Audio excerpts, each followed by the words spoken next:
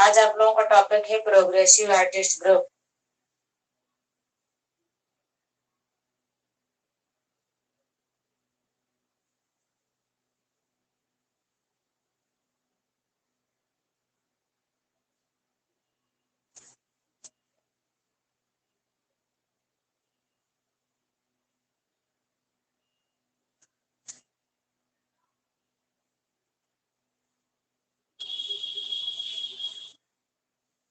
जिसे प्रगतिशील ग्रुप भी कहते हैं।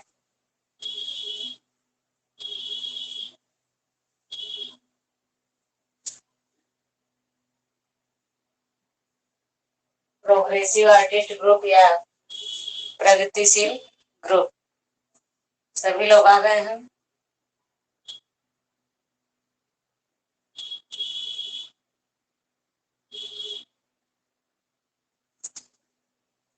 हेडिंग डाल दीजिए। तो अब देखिए यहाँ पर चर्चा होने चल रही है प्रगतिशील ग्रुप या प्रोग्रेसिव आर्टिस्ट ग्रुप का। प्रोग्रेसिव आर्टिस्ट ग्रुप की अब स्थापना की बात करें कि इसका स्थापना कब हुआ है। स्थापना तो प्रोग्रेसिव आर्टिस्ट ग्रुप की स्थापना 1947 में हुआ है। कब हुआ है? 1947 में। कहाँ पर हुआ है? तो मुंबई में हुआ है इसकी स्थापना। इसकी स्थापना मुंबई में हुई है। और कहीं कहीं पर जब आप लोग ऑप्शन में ना रहे, मान लीजिए ऑप्शन में ये है तो पहले इसको टिक करिएगा। अगर ऑप्शन में ये नहीं है 1948 है तो सेकंड नंबर पे ये है, फर्स्ट नंबर पे ये है। तो ऑप्शन के ऊपर आपको डिपेंड, ऑप्शन के ऊपर डिपेंड है कि अगर ऑप्शन में यह नहीं है 1947 तब आप लोगों को 1948 टिक करना है। तो स्थापना कब हुआ है? सन 1947 ईस्वी में। कहाँ पर हुआ है? तो मुंबई में हुआ है। और यह जो स्थापना हुआ है, ग्रुप का संरक्षण किसने दिया था? मान लीजिए पूछा जाए आपसे कि प्रोग्रेसिव आर्टिस्ट ग्रुप को संरक्षण किसने दिया था, तो संरक्षण की बात हो रही है। तो संरक्षण इसको मुंबई की औषध निर्माता कंपनी ने दिया था प्रोग्रेसिव आर्टिस्ट ग्रुप को। तो ग्रुप को संरक्षण आप लोग लिखा भी करिए और साथ में दिमाग लगाया करिए कि याद हो जाए। ग्रुप का संरक्षण, तो ग्रुप को संरक्षण किसने दिया? औषध निर्माता कंपनी, मुंबई की औषध निर्माता कंपनी ने। मुंबई की औषध निर्माता कंपनी ने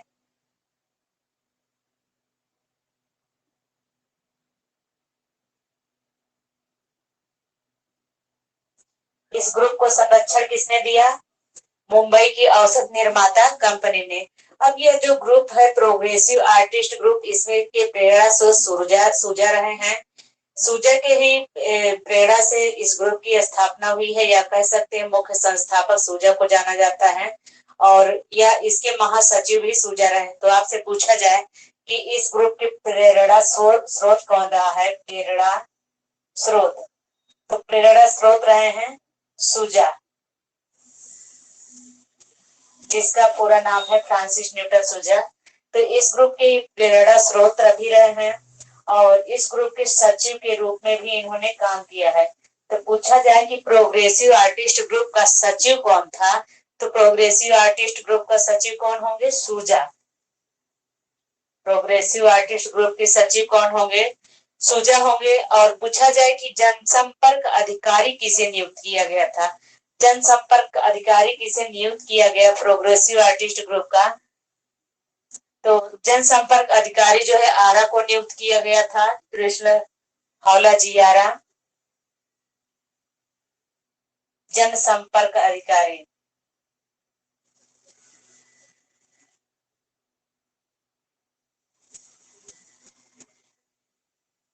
तो जनसंपर्क अधिकारी किसे नियुक्त किया गया था? कृष्ण हावला जी आरा, या कह सकते हैं कि एच आरा को जनसंपर्क अधिकारी बनाया गया प्रोग्रेसिव आर्टिस्ट ग्रुप का। तो आप लोगों से पूछा जाए कि प्रोग्रेसिव आर्टिस्ट ग्रुप का कोषाध्यक्ष किसे बनाया गया, तो प्रोग्रेसिव आर्टिस्ट ग्रुप का कोषाध्यक्ष बनाया गया हरियम्बा दास गाडे को। कोषाध्यक्ष कोषाध्यक्ष पूछा जाए, इस ग्रुप का कोषाध्यक्ष किसे बनाया गया? हरिअम्बा दास गाडे।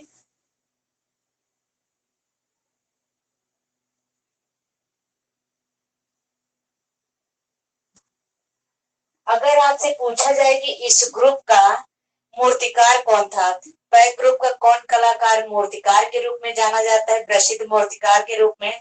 तो जो पैक ग्रुप के प्रसिद्ध मूर्तिकार के रूप में जाने जाते हैं सदानंद बाकरे। तो ये प्रसिद्ध मूर्तिकार थे।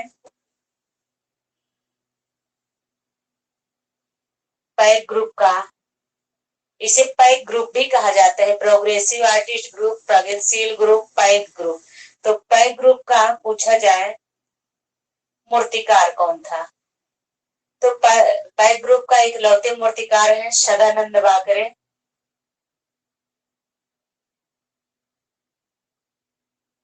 ये मूर्तिकार के रूप में जाने जाते हैं सदानंद बाकरे। अब यहाँ पे जो पैक ग्रुप था, इसकी जो प्रथम बैठक हुई थी, तो पूछा जाए कि इसकी प्रथम बैठक कहाँ पर हुई थी, तो गिर गांव एक स्थान था मुंबई में, वहीं पर पैक ग्रुप की प्रथम बैठक हुई थी। तो पैक ग्रुप की प्रथम बैठक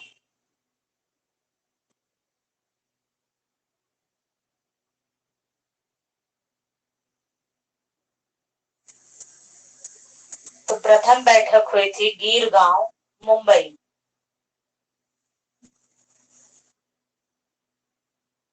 यहाँ पर मुंबई में जो है गिर गांव में पैक ग्रुप की प्रथम बैठक हुई। यहाँ पर बैठक में ही निर्णय लिया गया प्रोग्रेसिव आर्टिस्ट ग्रुप के स्थापना के बारे में। और यहाँ पे सभी लोगों को अपने अपने पद दिए गए, सब लोगों को एक एक पद सुनिश्चित किया गया। लिख लीजिए आप लोग, फिर आगे बढ़े। इतना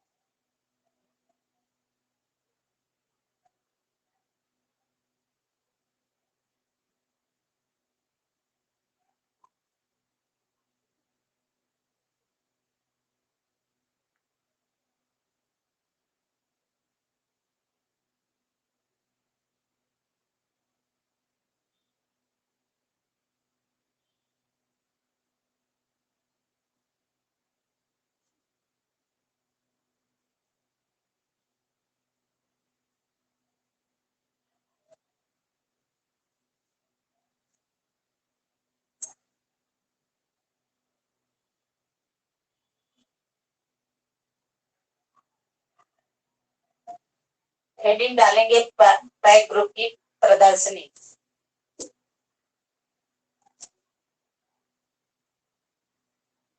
पैक ग्रुप की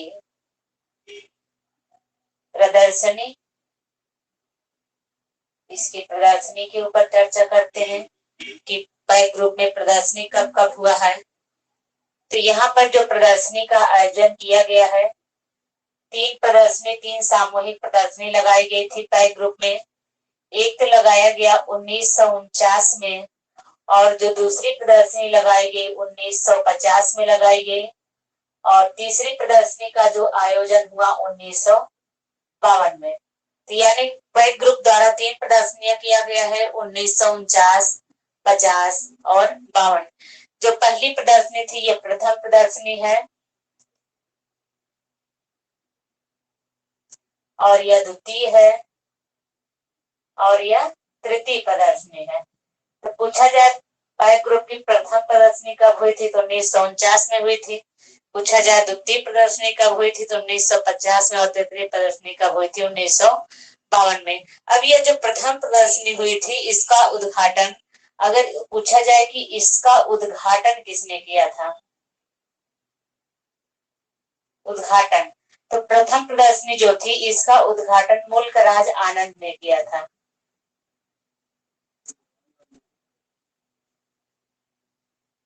इसका उद्घाटन मुल्कराज आनंद ने किया था,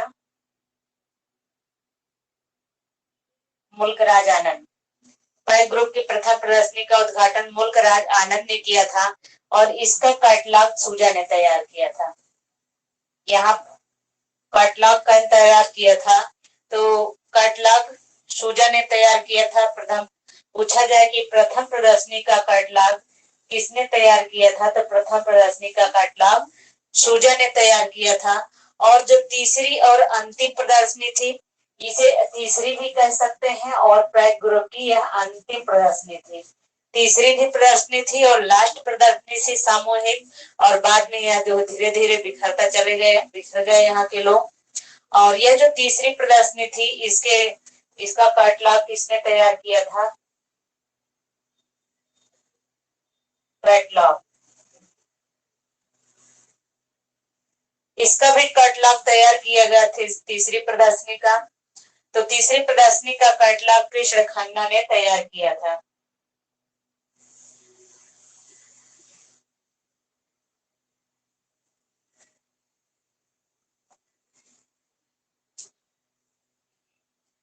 यह तो पैक ग्रुप के द्वारा लगाई गई प्रदर्शनियां थी कि कब कभी, और जो ये दूसरी प्रदर्शनी लगाई गई थी, यह जो दूसरी प्रदर्शनी थी पैक ग्रुप की, यह संयुक्त प्रदर्शनी थी। किसके साथ यह संयुक्त प्रदर्शनी लगाई गई थी?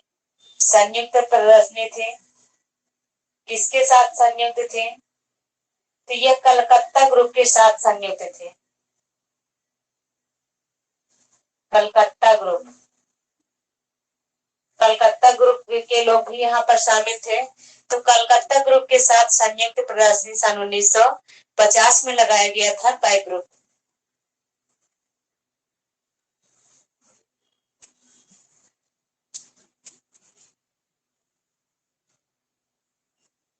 लिख लीजिए।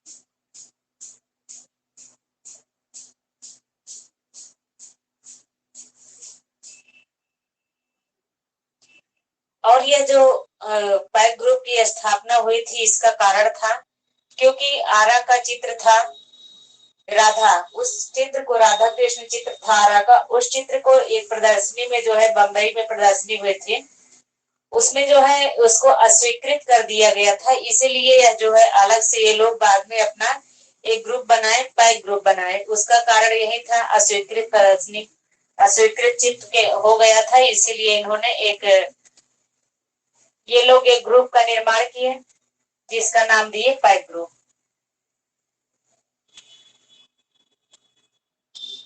अब आप लोग डालेंगे हेडिंग के एच आर आ। इनका पूरा नाम पहले बता भी दी हूँ, अभी जरूरत हो तो फिर बता देती हूँ। हेडिंग डालेंगे आप लोग के एच आर आ। और इनके जन्म की बात करें कि एच आर आ की, 1914 में हुआ है, जन्म हुआ है 1914 में, और मृत्यु हुई है 1985 में के एच आर आ की। और ये जो के एच आर आ है, के एच आर आ का पूरा नाम क्या है? कभी कभी पूरा नाम भी आ जाता है, जिसको नहीं पता है, और तो लगभग सभी लोग पता रहता है। पूरा नाम है कृष्ण हौला जी आरा। कहीं कहीं पे हौजा जी भी मिलेगा आपको, तो उसके लिए कोई दिक्कत नहीं, बात एक ही हुआ। कृष्ण हौला जी आरा इनका पूरा नाम था। और इन्हें किस नाम से संबोधित किया जाता था? अगर हम इनके उपनाम की बात करें, उपनाम, तो इन्हें किशन नाम से संबोधित किया जाता था। आरा को किशन नाम से संबोधित किया जाता था। और यह जो आरा थे, इनका जन्म की बात हो रही थी, इनका तो अब तो पूरा नाम हो गया और उपनाम हो गया। अब इनके जन्म स्थान के ऊपर चर्चा करते हैं कि इनका जन्म स्थान कहाँ पर था। जन्म स्थान, तो अगर जिसको जन्म स्थान ना याद हो, तो आप लोग तुलसी के बचपन का नाम याद कर लिए। कहीं राम बोला था ना, तुलसी के बचपन का नाम, उसी को उल्टा कर दीजिए, क्या हो जाएगा? बोला राम। जिसको अगर स्थान न याद हो तो तुलसी के बचपन का था राम, नाम था राम बोला, और उसी के उल्टा कर दीजिए, क्या हो जाएगा, बोला राम। तो बोला राम इनका जन्म स्थान का था, बोला राम था, बोला राम। यह बोला राम जन्म स्थान है। बोला राम सिकंदरा में पड़ता है। सिकंदरा कहाँ पे पड़ता है? आंध्र प्रदेश। बोला राम स्थान है, कहाँ पे है? सिकंदरा, आंध्र प्रदेश। यहीं पर इनका जन्म हुआ है। के एच आरा का। और के एच आरा का जो चित्रण माध्यम रहा है, इनके चित्रण माध्यम की बात करें, इन्होंने किन किन रंगों द्वारा चित्रों का निर्माण किए हैं? तो इन्होंने जल रंग अपना माध्यम बनाए थे। जल रंग और तैल रंग द्वारा चित्र का निर्माण किए हैं। जल रंग से भी चित्रों का निर्माण करते थे और तैल रंगों से भी चित्रों का निर्माण करते थे के एच आरा। और इनके चित्रों के निर्माण की बात करें तो के एच आरा विभिन्न रूपों में अपने चित्रों को बनाते थे, जैसे कि ज्यामितीय रूप देते थे, ज्यामिति में भी बना है, यथार्थ चित्रण भी किए हैं, अमूर्त चित्रण भी किए हैं, और प्रतीकवादी चित्रों का भी निर्माण इन्होंने किया है। तो चित्रों का निर्माण कैसे कैसे चित्र बनाए हैं, किस तरीके से चित्र का निर्माण, आप एक हेडिंग बना लेंगे, चित्र का निर्माण। इनके निर्माण करने का तरीका क्या क्या रहा है? तो बहुत सारे रूपों में चित्रों का निर्माण किए हैं। चित्रों के बहुत सारे रूप दिए हैं, जैसे कि ज्यामितीय, यथार्थ, अमूर्त,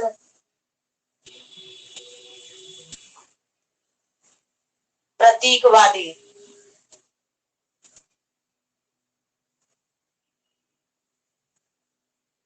प्रतीकवादी चित्र।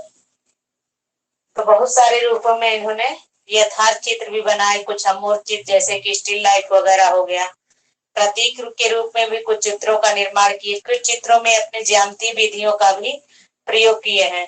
तो इन्हें अब देखिए, ये अपने चित्रों अमूर्त चित्र बनाते थे, और ये बहुत सारे अपने जीवन में जो है स्टिल लाइफ, स्थिर जीवन का, स्थिर वस्तु का चित्रण किए हैं। स्टिल लाइफ को कहा जाता है स्थिर वस्तु या निर्जीव वस्तुएं कह सकते हैं, जैसे कि मेज हो गया, ग्लास हो गया, टेबल हो गया, ये भी आते हैं। बहुत सारे निर्जीव वस्तु भी शामिल होते हैं, इसे स्टिल लाइफ को स्थिर वस्तु भी कहा जाता है।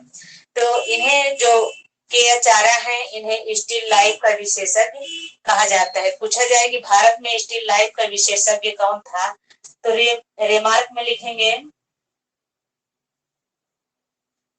भारत में के एच आरा को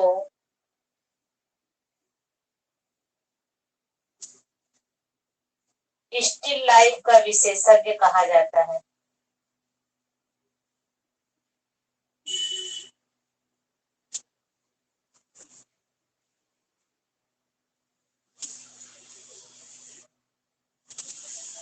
अगर विश्व स्तर पे आपसे पूछा जाए कि विश्व स्तर पर किसे स्टिल लाइफ का जन्मदाता कहा जाता है, तो विश्व स्तर पर स्टिल लाइफ का जन्मदाता पाल सेजान को कहा जाता है। आज मैं पाल सेजान पढ़ाई थी, शायद मेरे दिमाग में नहीं रहा, मैं नहीं लिखवाई। तो आप लोग जानते रहिए कि विश्व स्तर पे स्टिल लाइफ विशेषज्ञ या स्टिल लाइफ के जन्मदाता पाल सेजान को कहा जाता है। अब देखिए, स्टिल लाइफ में के जो स्टिल लाइफ इन्होंने बनाया है, स्टिल लाइफ में कौन कौन सी वस्तुएं उपस्थित होती हैं, तो आप हेडिंग बनाएंगे स्टिल लाइफ में उपस्थित वस्तुएं जो इन्होंने बनाया है। इसे आप स्थिर वस्तु चित्रण भी बोल सकते हैं, अगर आपको ना पता हो तो ब्रैकेट में लिख सकते हैं, स्टिल लाइफ में उपस्थित वस्तुएं।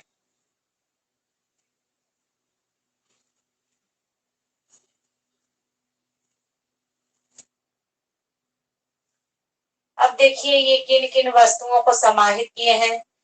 फ्रूट्स को भी समाहित किए हैं, मेज को भी समाहित किए हैं, हरा सेब, लाल सेब, चीनी मिट्टी के बर्तन।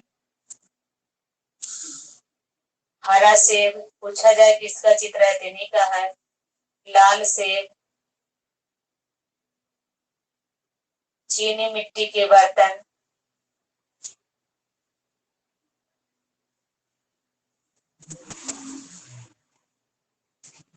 टोकरी, चीनी मिट्टी के बर्तन, टोकरी में रखे पात्र आदि का चित्रण।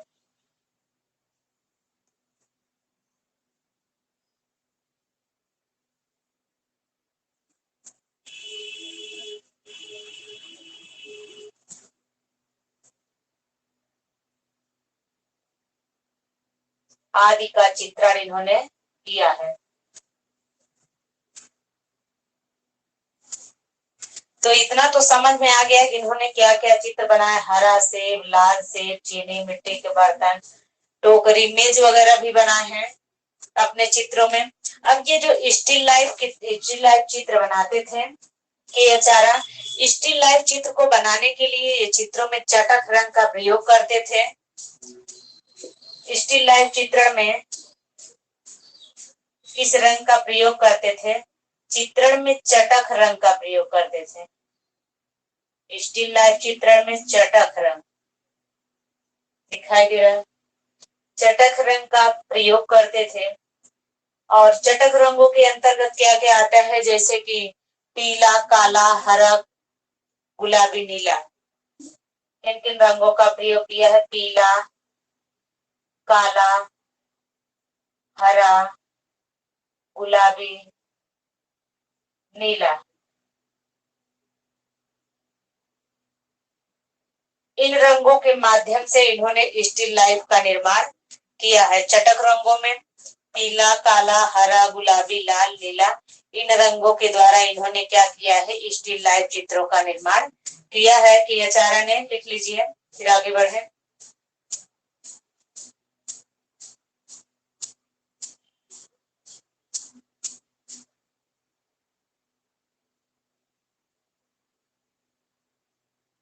यहाँ पे बढ़िया समझते चलिएगा कि आचार्य के बारे में याद करने की जरूरत नहीं है, क्योंकि आप लोग पहले भी थोड़ा बहुत पढ़े होंगे। यहाँ पे रिवाइज हो जाएगा। अच्छे से समझते हुए चलिएगा कि आचार्य के बारे में।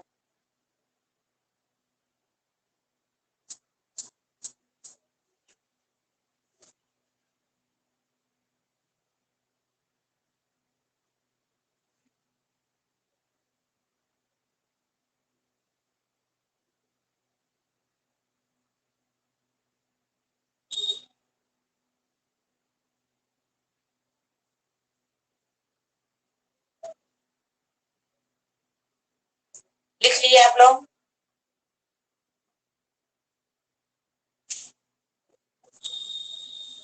Yes ma'am.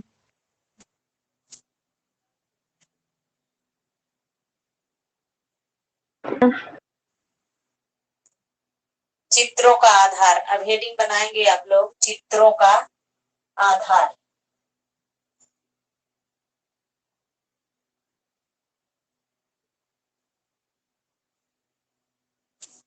देखिए इनके चित्रों का आधार क्या क्या रहा है। चित्रों का आधार, आरा के चित्रों का आधार क्या क्या रहा है? जैसे कि स्टिल लाइफ, क्या क्या रहा? स्टिल लाइफ भी बनाए हैं, नग्न चित्र बनाए हैं, पौराणिक चित्र भी बनाए हैं, पौराणिक ऐतिहासिक चित्र,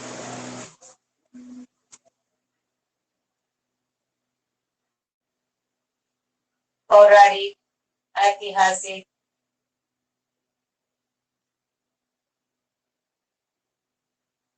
दृश्य चित्र।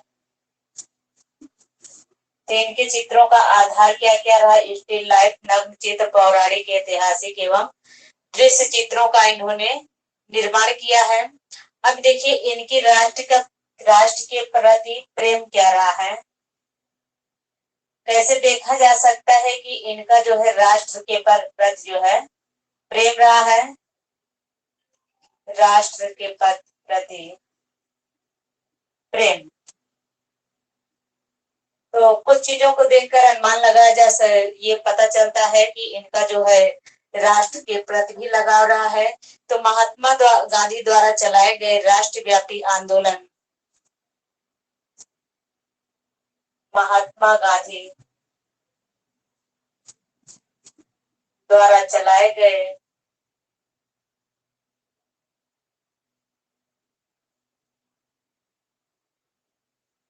राष्ट्रव्यापी आंदोलन नमक सत्याग्रह।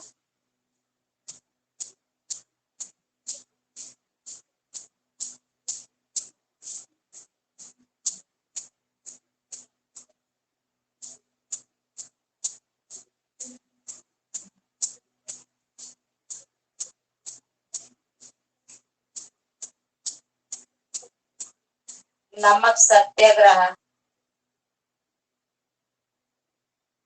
के नेतृत्व में 5 साल के लिए जेल गए थे।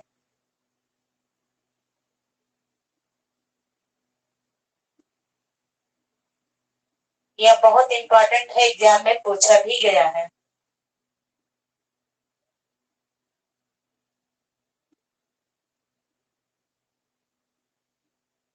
तो 5 साल के लिए फिर इन्होंने जेल गए थे। उसके बाद फिर जेल से लौटने के बाद फिर अपना ये चित्रण स्टार्ट कर दिए। तो ये क्वेश्चन पूछा भी गया है। इससे ये पता चलता है कि इनका राष्ट्र के प्रति प्रेम भी रहा है। तो महात्मा गांधी द्वारा चलाए गए राष्ट्रव्यापी आंदोलन नमक सत्याग्रह 1930 में हुआ था। तो नमक सत्याग्रह के नेतृत्व में इन्होंने क्या किया, इन्हें 5 साल के लिए जेल जाना पड़ा। अब देखिए इनका जो है अस्वीकृत चित्र कौन सा रहा है। अस्वीकृत चित्र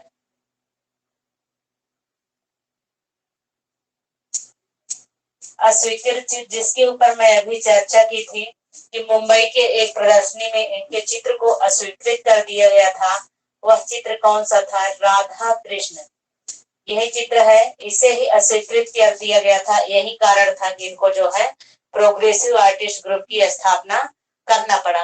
अब इनके आरंभिक चित्र की बात करते हैं। इन्होंने कौन सा आरंभिक चित्र बनाया है।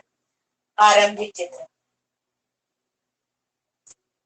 इनका आरंभिक चित्र कौन सा है, जीवन के शुरुआती दिनों में इनका आरंभिक चित्र।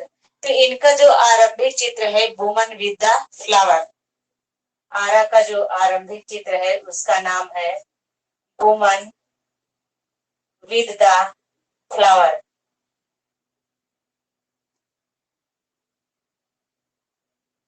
यह आरा का प्रारंभिक चित्र इसे माना जाता है, वुमन विद द फ्लावर को। अब देखिए इनके ऊपर किसका किसका प्रभाव रहा है। प्रभाव तो इससे स्टिल लाइफ बनाते थे, स्टिल लाइफ। इसीलिए आप यह भी कह सकते हैं कि इनके ऊपर पाल सेजान का भी प्रभाव रहा, सेजान का भी प्रभाव रहा। और उसके बाद इनके ऊपर धनवादी कलाकारों का भी प्रभाव रहा, जैसे कि पिकासो का, और भाववादी कलाकारों का भी प्रभाव रहा है। तो पिकासो का भी प्रभाव रहा, पिकासो, मातिस, राउले, इनके ऊपर सेजान, पिकासो, मातिस और राउले का प्रभाव था। इनके चित्रों पर प्रभाव दिखाई देता था किसके, KH आरा के। इतना लिखे फिर आगे बढ़े।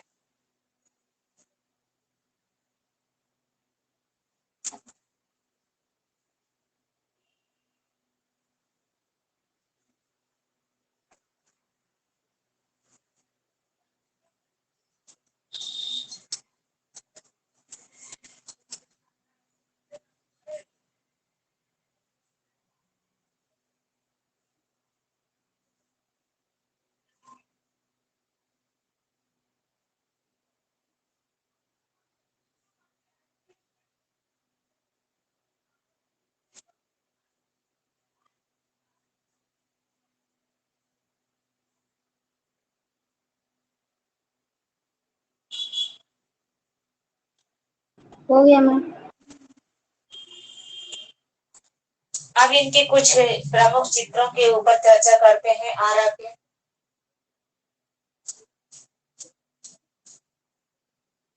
जिसके लिए इन्हें सम्मान भी प्राप्त है। तो वह कौन कौन से चित्र हैं जिन्हें, जिसके लिए इनको सम्मान मिला है। तो सबसे पहले जो चित्र है, चित्र, यह चित्र है मराठा बैटल। मराठा बैटल बहुत ही फेमस चित्र है। मराठा बैटल याद रखिएगा आप लोग। तो मराठा बैटल इन्हीं का चित्र है और इसके लिए इन्हें जो है गवर्नर अवार्ड दिया गया था। इसके लिए गवर्नर अवार्ड इन्हें दिया गया था, गवर्नर अवार्ड। और यह अवार्ड कब दिया गया था? 1944 ईस्वी में इन्हें मराठा बैटल के लिए गवर्नर अवार्ड मिला। किसका फोन आ रहा है? और इनका एक चित्र है जिसके लिए इन्हें गोल्ड मेडल मिला था। चित्र का शीर्षक है टू जुग्स। चित्र का शीर्षक है टू जुग्स। टू जुग्स। इसके लिए इन्हें गोल्ड मेडल मिला था किसके द्वारा? बॉम्बे आर्ट सोसाइटी द्वारा। बॉम्बे आर्ट सोसाइटी द्वारा गोल्ड मेडल।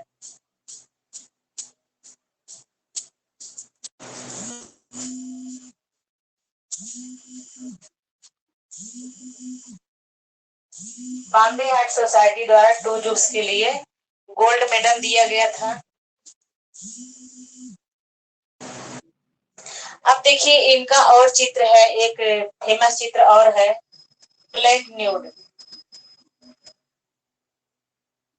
ब्लैक न्यूड में इन्होंने महिला को चित्रित किया है, उसे ब्लैक कलर कॉम्बिनेशन देखने को मिलता है। तो इन्होंने ब्लैक न्यूड नामक चित्र बनाए हैं जिसकी प्रदर्शनी इन्होंने 1963 में किया था। ब्लैक न्यूड की का प्रदर्शन, इसकी इन्होंने प्रदर्शनी भी लगाया था।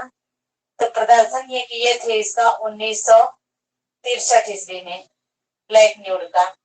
यह इनका चित्र है ब्लैक न्यूड, इंपॉर्टेंट है और अन्य पेपरों में पूछा भी गया है।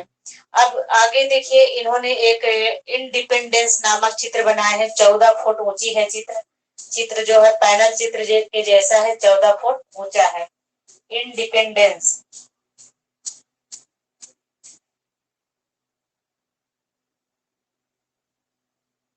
इंडिपेंडेंस चित्र बना है। यह चित्र 14 फुट ऊंचा है।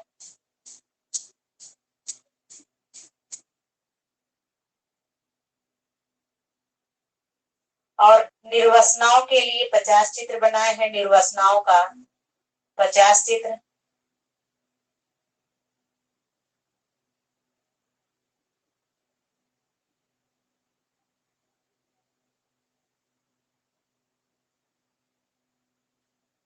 निर्वासनाओं का इन्होंने 50 चित्र बनाया था। ये जो निर्वासनाओं का 50 चित्र बनाए हैं, सुंदर चित्रों की श्रेणी में गिना जाता है इन चित्रों को। अब देखिए इसके अलावा ये इन्हें रिमार्क में आप लोग लिखेंगे कि के.एच. आरा को आदिम कलाकार कहा जाता है। पूछा जाए किसको आदिम कलाकार कहा जाता है, तो के.एच. आरा को क्या कहा जाता है? आदिम कलाकार कहा जाता है। आदिम कलाकार।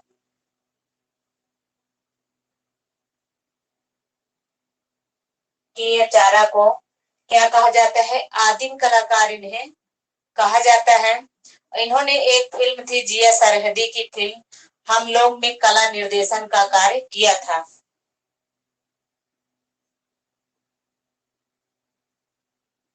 जिया सरहदी की फिल्म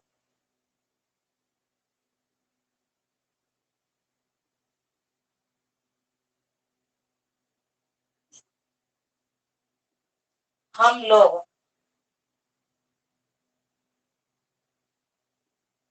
जिया सरहदी की फिल्म हम लोग नाम है शीर्षक फिल्म का, में कला निर्देशन का कार्य किया था।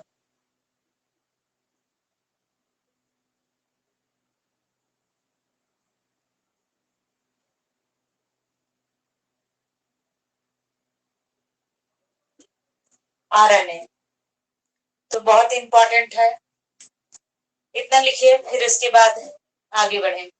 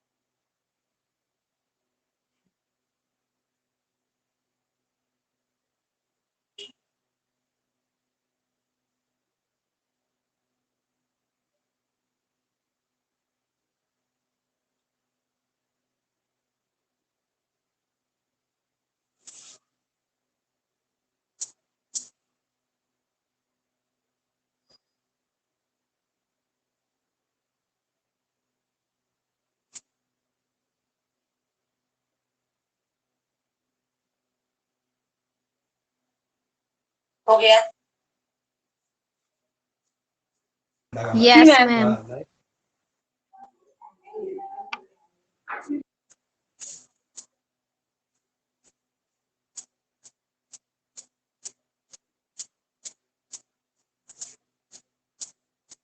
अब देखिए, ये आलोचना का शिकार भी हुए थे के.एच. आरा।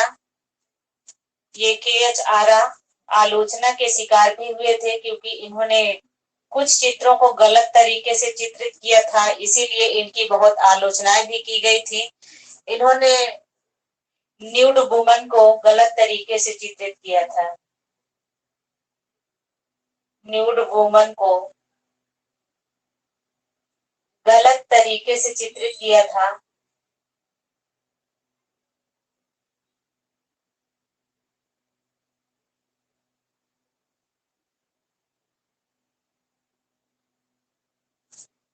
चित्रण के लिए आलोचना, इसीलिए इनके ऊपर आलोचनाएं भी किया गया के.एच. आरा के ऊपर।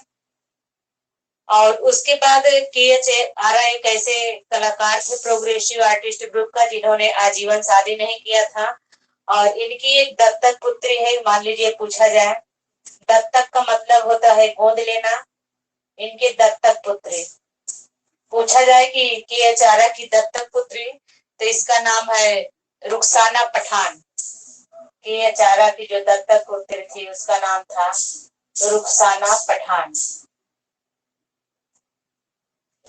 और उसके बाद इन्होंने जो है बहुत सारा प्रदर्शनी वगैरह भी की है, बहुत सारी सी। तो इनकी एक प्रदर्शनी जो बहुत बहुत महत्वपूर्ण प्रदर्शनी है के.एच. आरा की, वन मैन शो।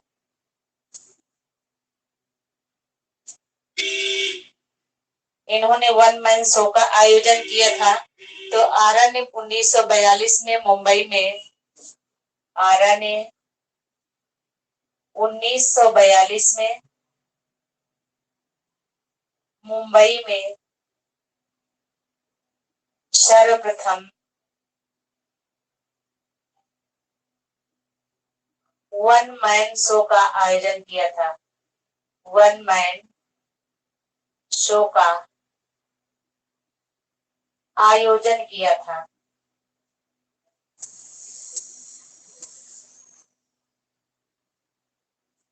तो वन मैन शो का आयोजन किए थे। तो कोई और एक कलाकार थे जिन्होंने 1942 में अपनी प्रथम प्रदर्शनी लगाई थी, वो थे राम किंकर बैज। वो भी 1942 में ही अपनी प्रदर्शनी का आयोजन किए थे। और देखिए, ये जब आरा थे, आरा क्या हुआ कि ये पहले तो अपने छोटे से बचपन थे, तभी 7 साल के थे, अपने घर को छोड़कर भाग गए थे मुंबई। मुंबई में जाकर इधर उधर भटक रहे थे, काम कर रहे थे किसी के यहाँ। तो उसने इनकी प्रतिभा को पहचाना और उसने वही एडमिशन दिलाया था। तो पूछा जाए इन्होंने शिक्षा कहाँ से लिया है, तो शिक्षा का मतलब यही से डिप्लोमा प्राप्त किए थे। शिक्षा लिए थे sir J school of art Mumbai से।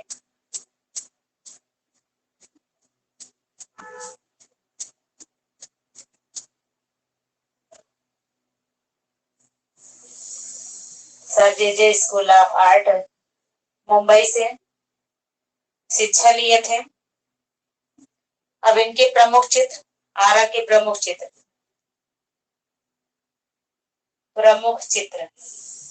इन्होंने किस किस चित्र का निर्माण किए हैं।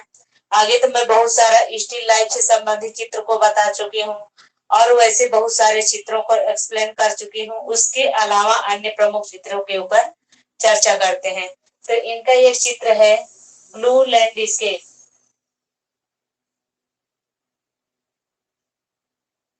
इनका एक चित्र क्या है, ब्लू लैंडस्केप। और उसके बाद स्प्रिंग फेस्टिवल,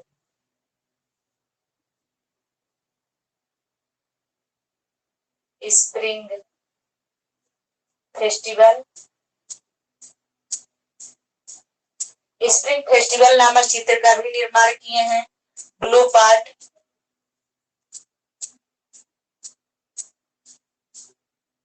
ब्लू पार्ट और थियरी फेयरी ब्लूम, ये सारे इनके चित्र हैं।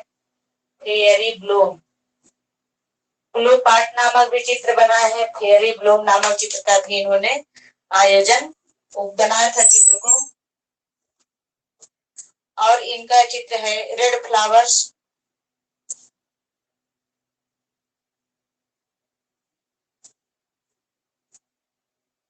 रेड फ्लावर्स, रेड फ्लावर्स नामक चित्र बना है। चलिए आप लोग बताइए, नियर रेड फोर्ट नामक चित्र किसने बनाया है? नियर रेड फोर्ट,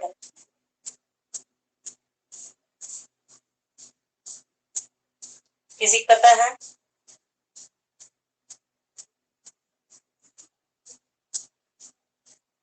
एक चित्र है, उसका शीर्षक है नियर रेड फोर्ट। किसी को पता ही नहीं? Near red fort, Lal Qila, पास में लाल किला। मैम पढ़े हैं लेकिन याद नहीं आ रहा किसका है। भूपेन खक्खर का है। हाँ, भूपेन खक्खर का है नियर रेड फोर्ट। अब देखिए, तो यहाँ पे इन्होंने क्या बनाया? रेड फ्लावर्स बनाया। और विंडो लाइट,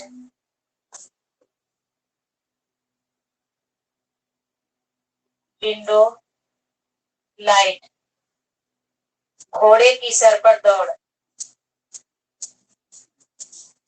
हमको सबसे बढ़िया शीर्षक यही लगता है, घोड़े की सर पर दौड़।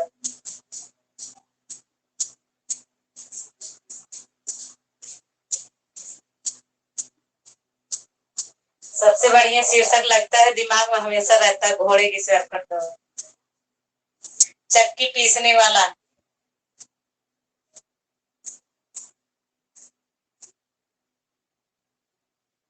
चक्की पीसने वाला, यह भी इन्होंने बनाया है। पनघट पर, पनघट पर हाट बाजार, बाजार हाट नहीं, हाट बाजार उल्टा हो गया है। हाट बाजार, नर्तकी, नर्तकी भी बना है। हाट बाजार, नर्तकी, नर्तकी नहीं नर्तक होगा, नर्तक, नर्तक। और लकड़हारे धान कूटते हुए, ऊपर मैं लिख रही हूँ।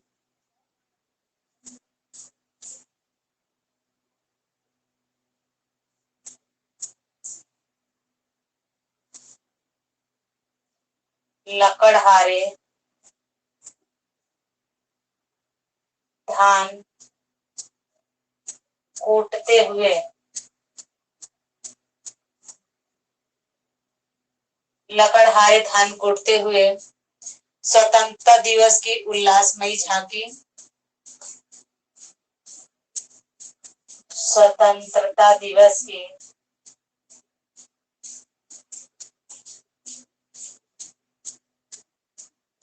उल्लासमयी झांकी।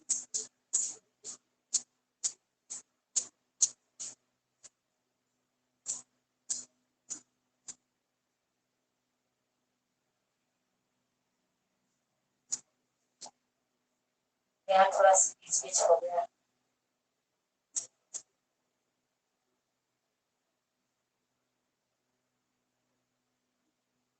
उल्लास में झांकी स्वतंत्रता दिवस की। और उसके बाद प्रातःकालीन नाश्ते की मेज, प्रातःकालीन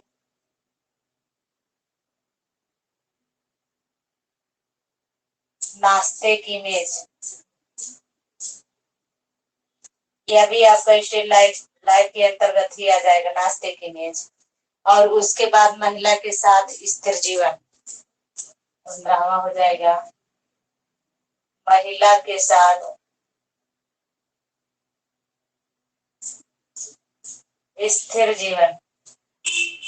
चित्र तो और भी हैं, लेकिन 15 ही चित्र बहुत है। और इनकी विशेषताओं से क्वेश्चन उठाए जा सकते हैं। लिख लीजिए आप लोग। बाइक ग्रुप के सभी आर्टिस्ट इम्पोर्टेंट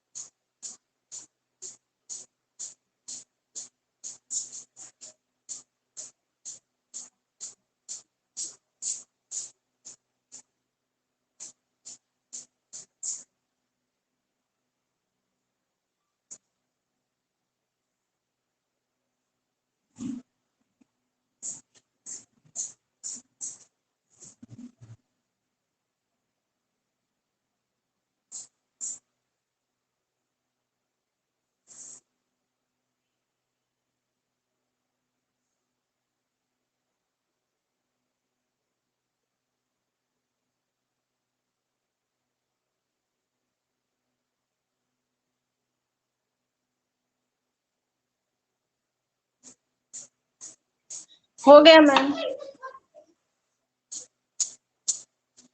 हेडिंग डालिए आप लोग। रजा,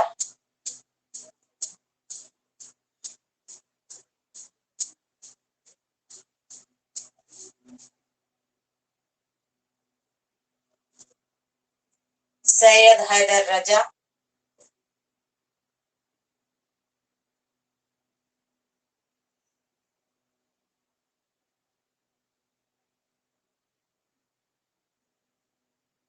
जन्म हुआ है 1922, मृत्यु हुई है 16 में 2016 2016 में ही मृत्यु हुई है। और जन्म कब हुआ है? 1922 में इनका जन्म हुआ है। अब जन्म स्थान कहाँ पर है इनका? जन्म स्थान, तो जन्म स्थान है इनका दामोह क्षेत्र, दामोह कस्बा,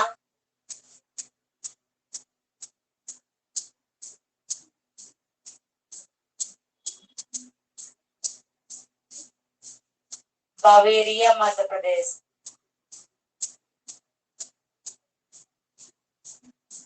यहीं पर इनका जन्म हुआ है।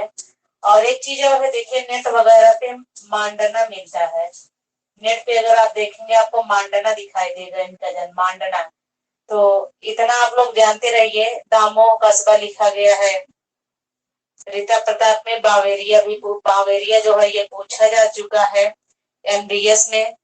बावेरिया मध्य प्रदेश मिलान करने के लिए आया था। और मांडना भी जानते रहिए, आपके ऑप्शन के ऊपर डिपेंड करेगा कि आप क्या करके आएंगे और ऑप्शन में क्या रहेगा। बावेरिया मध्य प्रदेश। अब इनकी आरंभिक शिक्षा की बात करें, इन्होंने अपना आरंभिक शिक्षा कहाँ पर लिए थे? आरंभिक शिक्षा, तो ये जो आरंभिक शिक्षा लिए थे सैयद हैदर रजा नागपुर स्कूल ऑफ आर्ट से लिए थे। Nagpur school of art. यहाँ जो कला गुरु थे, कौन था कला गुरु? ओठले। यहाँ पर कला गुरु ओठले थे। और दूसरी शिक्षा कहाँ पर लिए थे? अन्य शिक्षा की बात करें, अन्य शिक्षा इन्होंने कहाँ पर लिया है? तो अन्य शिक्षा लिए हैं सर जेजे से भी लिए हैं, sir JJ school of art, sir JJ school of art, यहाँ से भी इन्होंने शिक्षा लिया है sir JJ school of art से। और स्टूडियो एडमंड हैज पेरिस, यहाँ से भी लिए हैं स्टूडियो हैज एडमंड पेरिस। यहाँ पर इन्होंने कला का अध्ययन किया था पेरिस में। यहाँ से भी शिक्षा लिए और यहाँ पर क्या किए, कला का अध्ययन किए पेरिस में। और उसके बाद जब इन्होंने क्या किया था, पेरिस में ही एक महिला से शादी कर लिए थे जिनका नाम था मोंगिला। विवाह वहीं पर कर लिए। विवाह किससे किए, फ्रेंच महिला से, जिसका नाम था मोंगिला। मोंगिला नाम था। अब यहाँ पर इन्होंने प्रेरित शादी कर लिया, विवाह कर लिया, तो मोंगिला की माँ कही वहीं पर रहने के लिए, तो इसीलिए हैदर राजा वहां पर अपना निवास स्थान बना लिए पेरिस में।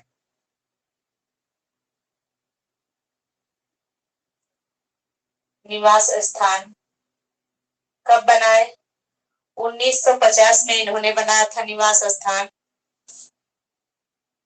1950 पेरिस। 1950 में ये अपना वहीं पर निवास स्थान बना लिए। अब देखिए इनका जो माध्यम था, किन किन माध्यमों में चित्रण कार्य करते थे, रंग कह सकते हैं या माध्यम कह सकते हैं।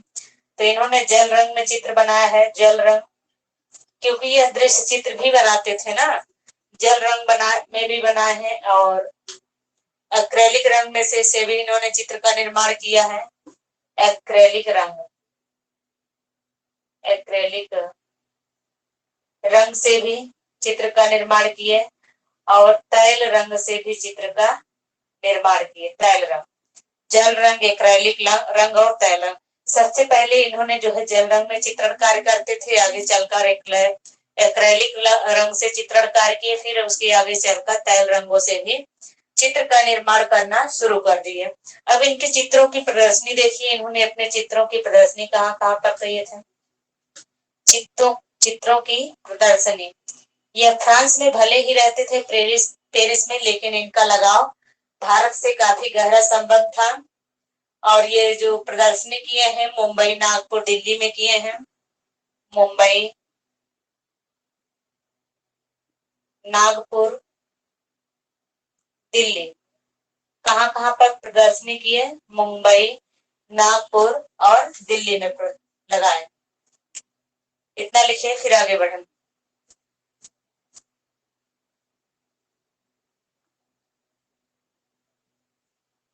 ऐसे ही आप लोग भी शॉर्टकट में लिखते चलिए, पॉइंट टू पॉइंट, आपका एक भी कुछ नहीं छूटा है। इस बल्कि आपके जो बुकों में है, बुकों से ज्यादा ऐड यहाँ पर हुआ है। और अच्छे अच्छे मैटर देने का प्रयास की हूँ, और क्वेश्चन एक भी नहीं आप लोगों के इधर उधर जाएगा। अच्छे से पढ़ेंगे तब।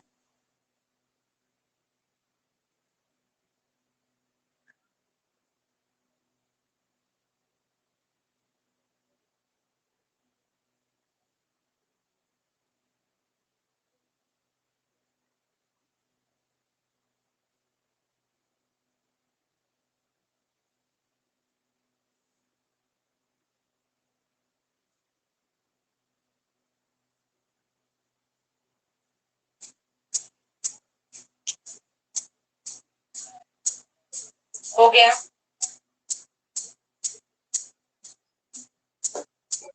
Yes ma'am.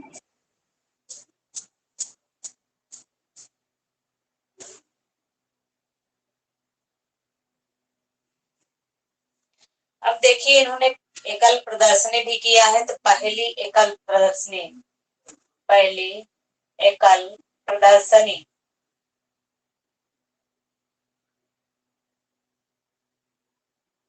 ये जो पहली एकल प्रदर्शनी का आयोजन किए थे सन 1946 में लगाए हैं। पहली एकल प्रदर्शनी कहाँ पर लगाए थे, तो मुंबई में लगाए थे। पहली एकल प्रदर्शनी का आयोजन इन्होंने 1946 में मुंबई में लगाया है यह प्रदर्शनी। और उसके बाद इनके बहुत सारे पुरस्कार दिए गए।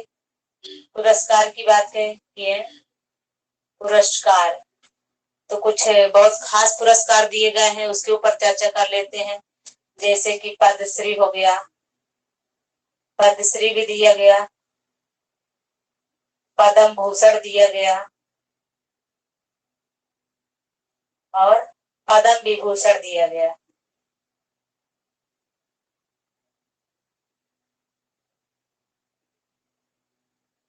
तो पद्मश्री कब दिया गया? इनको पद्मश्री सन 1981 ईस्वी में दिया गया, पद्म भूषण 2007 में दिया गया, पद्म विभूषण 2012 में दिया गया है, सॉरी 13 में, पद्म विभूषण 2013 में दिया गया है। तो 1981 में क्या दिया गया? पद्मश्री दिया गया, 2007 में पद्म भूषण दिया गया और 2013 में पद्म विभूषण से इन्हें सम्मानित किया गया। इनकी पुस्तक है, पुस्तक के ऊपर चर्चा करते हैं। इनकी एक पुस्तक है आत्मा की तप। इनकी एक पुस्तक है, उसका नाम क्या है? आत्मा की तप। अब देखिए इनके चित्रों के बहुत सारे चित्र जो थे जिसकी नीलामी हुई, और जितनी भी नीलामियां हुई सब क्रिस्टी नीलामी हुई। आप लोगों से पूछा जाए क्रिस्टी क्या है, तो क्रिस्टी नीलामी घर है। तो चित्र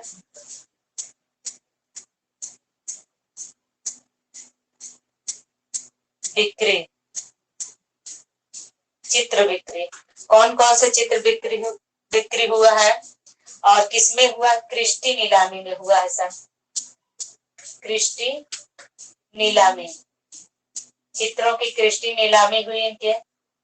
और यह जो क्रिस्टी नीलामी हुआ है, बिंदु बीज मंत्र की बात करें, इनका चित्र है बिंदु बीज मंत्र,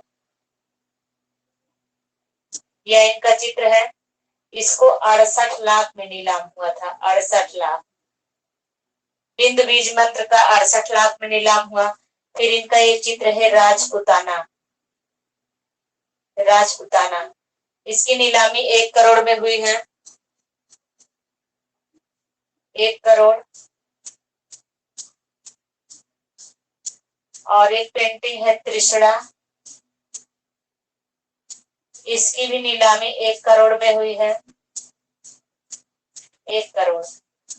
और एक पेंटिंग है सौराष्ट्र, अच्छा रेट देके गई सौराष्ट्र पेंटिंग, सौराष्ट्र, यह भी पेंटिंग है, गुजरात के ऊपर बनाए थे, गुजरात में सौराष्ट्र पड़ता है। तो यह 16 करोड़, 16.42 करोड़, 16.42 करोड़ रुपए में यह रजत की सबसे महंगी पेंटिंग है। 16.42 करोड़ रुपए में इसकी नीलामी हुई। और जितनी भी नीलामियां हुई हैं सिर्फ क्रिस्टी की नीलामी में ही चित्रों को बेचा गया है।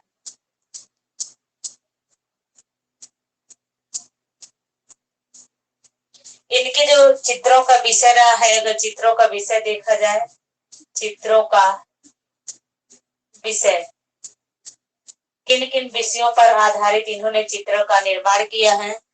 प्रकृति चित्रण, प्रकृति चित्रण, दृश्य चित्रण,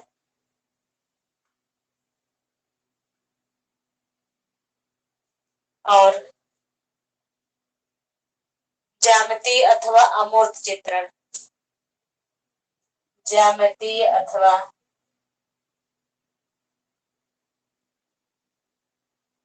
अमूर्त चित्रण इन्होंने किया है। ज्यामितीय चित्र भी बनाए हैं और अमूर्त चित्रण भी किए हैं। तो विषय क्या रहा? प्रकृति चित्रण, दृश्य चित्रण, ज्यामितीय अथवा अमूर्त चित्रण।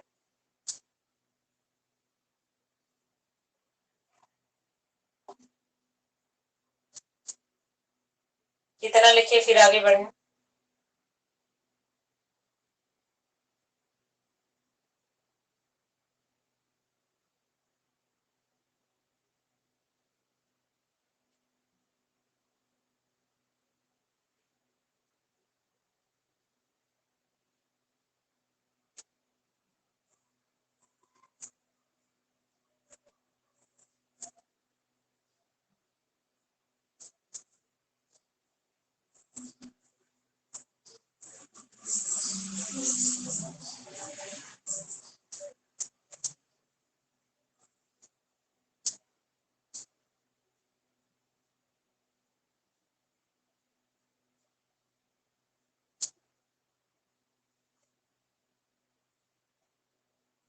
अब देखिए ये जो रजा है, रजा के बहुत सारे चित्र उन्होंने बनाए हैं। प्रमुख चित्र की बात करते हैं। प्रमुख चित्र कौन कौन से चित्र बनाए हैं रजा?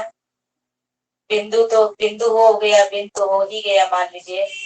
विलाप हो गया, बिंदु विलाप। सैरीग्राफ, सैरीग्राफ बनाए हैं ना, सैरीग्राफ। अंबर, ये सब शीर्षक है। आज, कश्मीर की एक गली, कश्मीर की गली का भी दृश्य चित्र इन्होंने बनाया है। राजस्थान श्रृंखला, राजस्थान श्रृंखला नामक चित्र भी बनाए हैं। और ग्रीष्म अवकाश हो गया, नहीं अभी नहीं हुआ। ग्रीष्म अवकाश,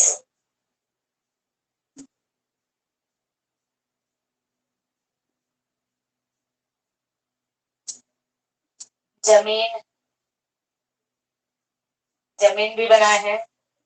चौपाटी,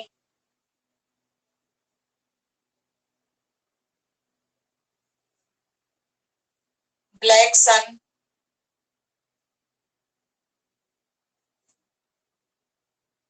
ब्लैक सन, काला सूर्य।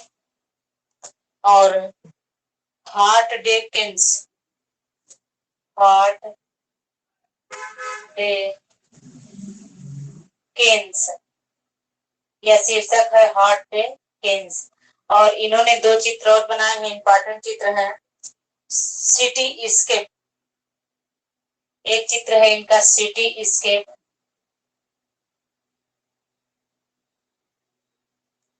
और एक और चित्र है बारमूला इन रूइंस, एक और चित्र है। और बारमूला इन रूइंस, इन चित्रों में यह जो सिटी स्केप चित्र है और यह जो बारमूला इन रूइंस चित्र है, तीन दो चित्रों में यानी जो सिटी स्केप चित्र है भारत विभाजन को दिखाए हैं। और बारमूला इन रूइंस, यह दोनों चित्र है, एक में भारत विभाजन को और दूसरे में इन्होंने जो मुस्लिमों द्वारा मुंबई में दंगे हुए थे उसको जो है दिखाने का प्रयास किए हैं, मुंबई दंगों को दिखाने का प्रयास किए हैं। तो आप कह सकते हैं इन चित्रों में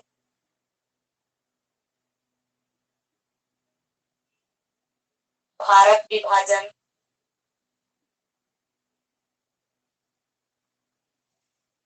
और मुंबई के दंगों का दिखाने का प्रयास किए हैं।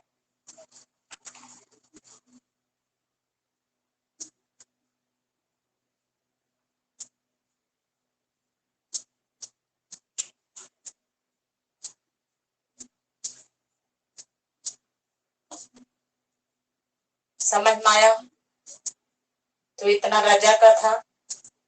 और यह रजा की जो मृत्यु हुई है 23 जुलाई को हुआ था 2016 में। हाँ, यह भी पूछा जा सकता है कि इनकी मृत्यु कहाँ पे हुई थी। तो रजा की जो मृत्यु हुई थी दिल्ली में हुई थी। रजा की मृत्यु, क्योंकि पेरिस में बस गए थे इसीलिए इम्पोर्टेंट है। 23 जुलाई 2016 को दिल्ली में हुई थी।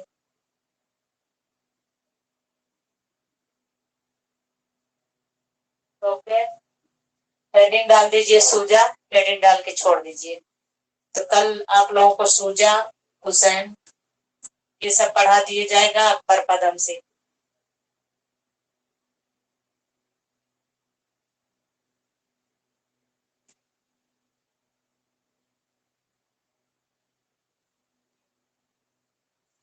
दो 2016 में यह पूछा जा चुका है ज्यामिति।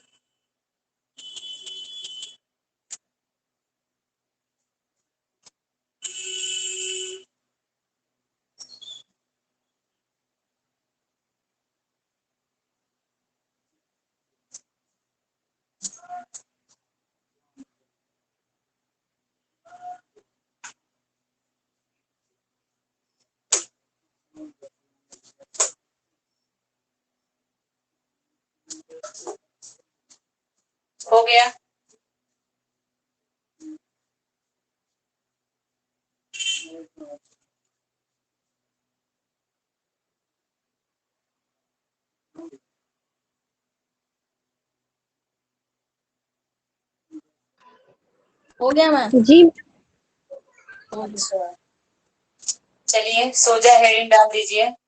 तो आप लोग देखे होंगे, आप लोगों को बहुत सारा मैटर कुछ नया भी मिला होगा, मिला है कि नहीं? मिला है मैम। हाँ, यस यहाँ पे मैम। जो पढ़ाई हो एकदम लाइन टू लाइन पढ़ाई हो, पॉइंट टू पॉइंट, सिर्फ पॉइंट को ही पकड़ते चलिए। इसी को एक बार देख लीजिए एक दृष्टि से। आपको न रीता प्रताप पढ़ने की जरूरत है, न ममता चतुर्वेदी पढ़ने की जरूरत, किसी किताब को नहीं। सब समझ जाइए कि जितना हो सका है पूरा मैं देने का प्रयास की हूँ। और बहुत सारे चित्र हैं, लेकिन वो सब बहुत ज्यादा इम्पोर्टेंट नहीं थे। और इन चित्रों में आप लोग थोड़ा सा देखिएगा, जैसे कि जमीन यहाँ पे मैं लिखाई हूँ। तो जमीन आप लोग ये भी जानते हैं कि अर्थ श्रृंखला या जमीन श्रृंखला, ये तो जमीन चित्र ही बनाए हैं, लेकिन हुसैन जो है, हुसैन क्या बनाए हैं? श्रृंखला बनाए हैं, जमीन श्रृंखला या अर्थ श्रृंखला। यहाँ पे मैं राजस्थान श्रृंखला लिखवाई हूँ, तो वहां पे उन्होंने राजस्थान हुसैन भी बनाए हैं, हुसैन भी बनाए हैं।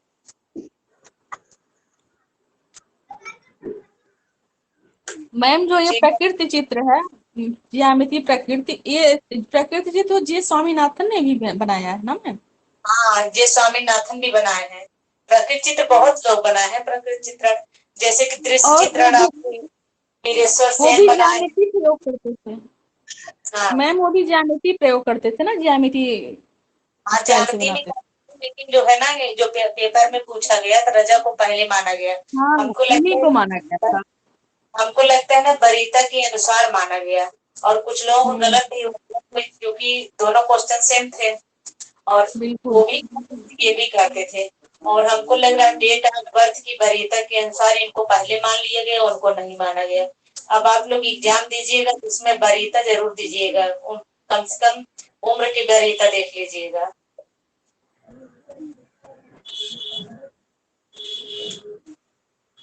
तो दृश्य चित्रण की बात रही, वीरेश्वर सेन भी दृश्य चित्र बनाते थे, और समरेंद्र नाथ गुप्त भी बनाए हैं, बहुत सारे लोग दृश्य चित्र बनाए हैं।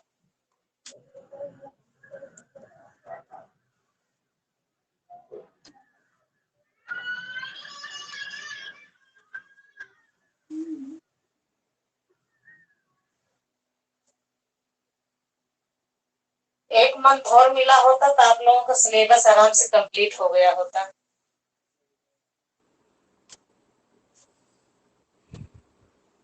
एक मंथ और मिल लगे होता तो अच्छे से और हो जाता है, बहुत जल्दी डेट। तैयारी भी और अच्छे से हो सितंबर जाती है। कह रहा है मैम, सितंबर में एग्जाम हुआ होता तो ठीक रहता। हाँ, सितंबर हुआ हो तो बहुत सही रहता है, एकदम पूरी हर जगह से आपकी एकदम तैयारी कंप्लीट हो जाती है। मेन बात समय मिल जाता है तो आप लोगों को रिवीजन में करवा देती, मैं यहाँ क्वेश्चन करती, आप लोग आंसर बताते मैसेज के अनुसार, उससे भी तैयारी अच्छा होता है, एक एक टॉपिक को पकड़ के। मैम अब यूरोपी का टेस्ट ले लीजिए। यूरोपीय सब मिक्स टेस्ट होगा आप लोगों का, यूरोपीय। अब समझ जाए कि जब 25 तारीख के बाद क्लास बंद करेंगे तो आप लोग फिर उस टाइम टेस्ट स्टार्ट होगा। ठीक है मैम। इसलिए ओके। इधर इसी बीच में बाद में टेस्ट होगा। ठीक है, ओके।